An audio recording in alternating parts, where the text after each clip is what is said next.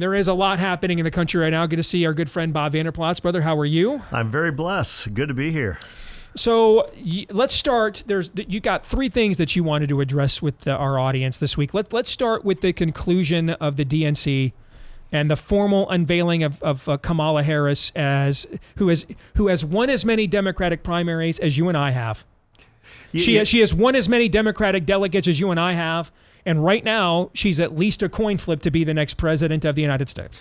And Steve, that's why I watched the DNC convention, and in particular wanted to pay attention to Kamala Harris and her speech. Because I remember her in the Iowa caucuses. She caught fire early. A lot of people thought, she could be the next Barack Obama. And then she flamed out early, too. And all of a sudden, she doesn't make the Iowa caucuses. And you're right, we have as many primary electoral votes as she has. But I wanted to see how this got played out. I watched the DNC convention with CNN being my commentary, so to see what are they saying and what are they thinking. And I've got to tell you, as a basketball coach, I'd always tell my team, respect the opponent. That doesn't mean you need to like them, but respect the opponent. Before you get into stick with the fundamentals, focus on the game plan, believe you can win, but you got to respect the opponent. And I've got to tell you, it's game on right now.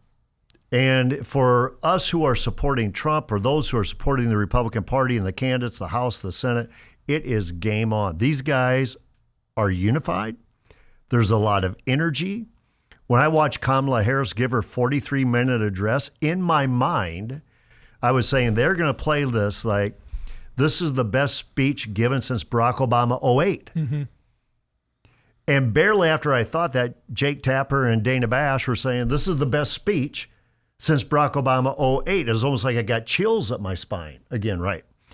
And, the guy that precedes you on the Blaze show, Glenn Beck, was like, I think I'd be worried right now after that speech. And so I think the worldviews, as we talked about here, it could not be as big of a contrast as possible. I think it could be bigger, but it is a huge contrast in worldview today.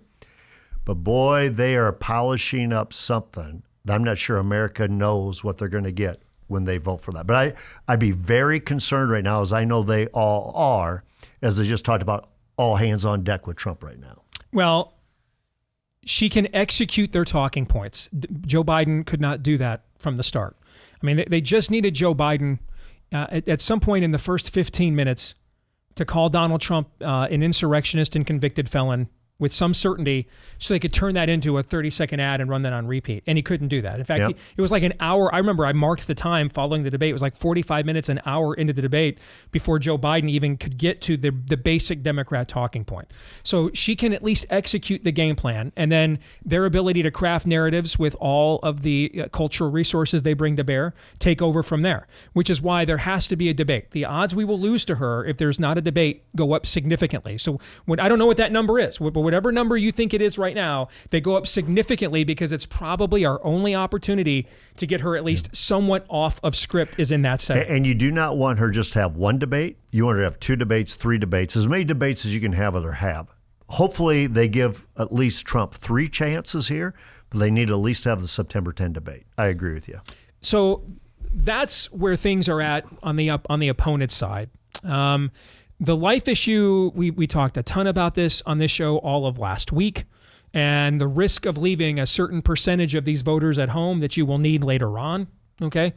And I think now with the endorsement of RFK Jr., who I like on several levels, but also vehemently disagree with on several others, but we also only vetted 3 candidates on this show last year that we thought were worthy of a vote: Trump, DeSantis, and RFK Jr. Mm-hmm. Well, they're now all aligned together in this election, which is fascinating, okay? It is very clear that some form of replacement theory is happening within the Republican Party, that they still believe that they can get 75% of evangelicals without us, or without, certain amount of pro-life leaders who are grumbling publicly right now after years of trying to be me trying to essentially get them to, and then they just took it. And now suddenly, when the guy overturned Roe is doing it, John McCain and Mitt Romney, they just took it from him. Now suddenly they want to have this fight in the middle of the election, but here we are, okay?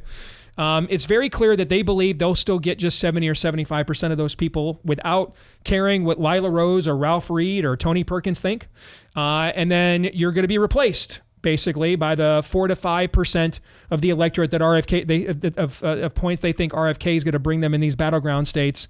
That is his share of the electorate that he was taking from them. That's clearly the plan, and those numbers will work out so that they can just try to avoid talking about this issue altogether because they think it's toxic. And you see this both in the comments from the presidential nominee and the VP nominee over the weekend. Watch this. What led you to post about women's reproductive rights this morning? Has your stance on abortion changed? Yeah, no, very good. I'm very strong on women's reproductive rights. The IVF, very strong. I mean, we're leaders in it. And I think people are seeing that, and votes are being taken, and that's what they've wanted for years. For 52 years, they've wanted votes to be taken by the states, and they wanted Roe v. Wade to be brought into the states. And it's really happening. It's really happening.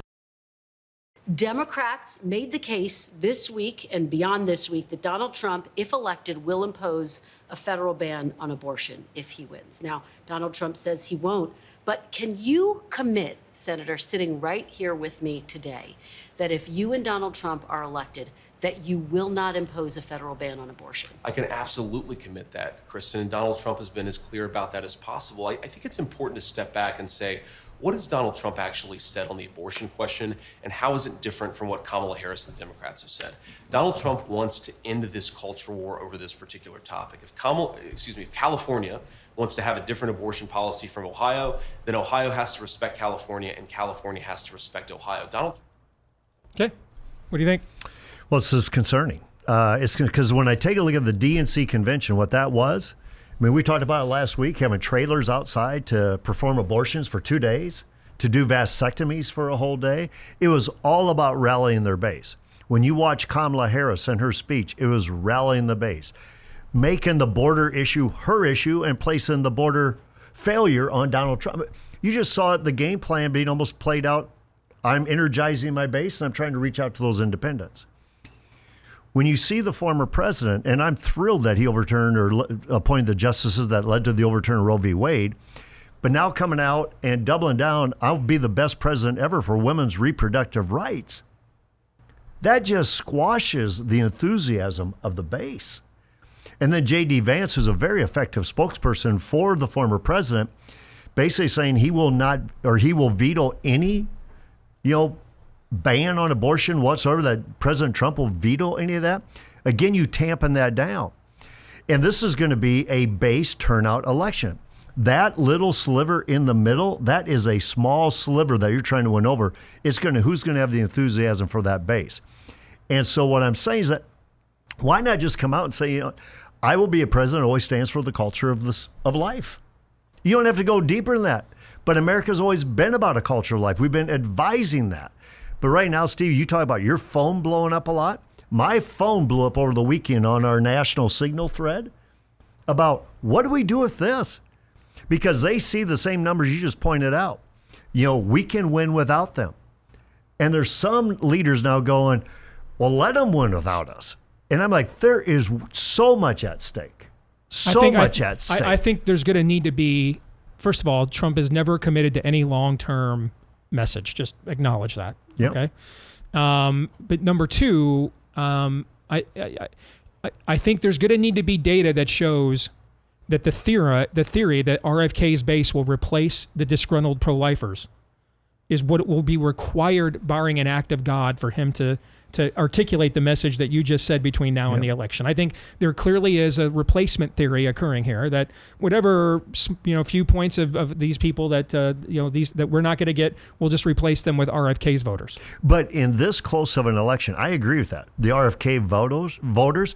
Matter of fact, I reached out to Frank Luntz, who happens to be a friend of mine. I know we don't always agree with Frank, but I asked Frank. I often do not, just for the record. But go ahead. I said, What percentage does RFK bring to the table? And he said 1 to maybe 2, but if 1 to maybe 2 in this tight of an election, that's a crucial 1 to 2.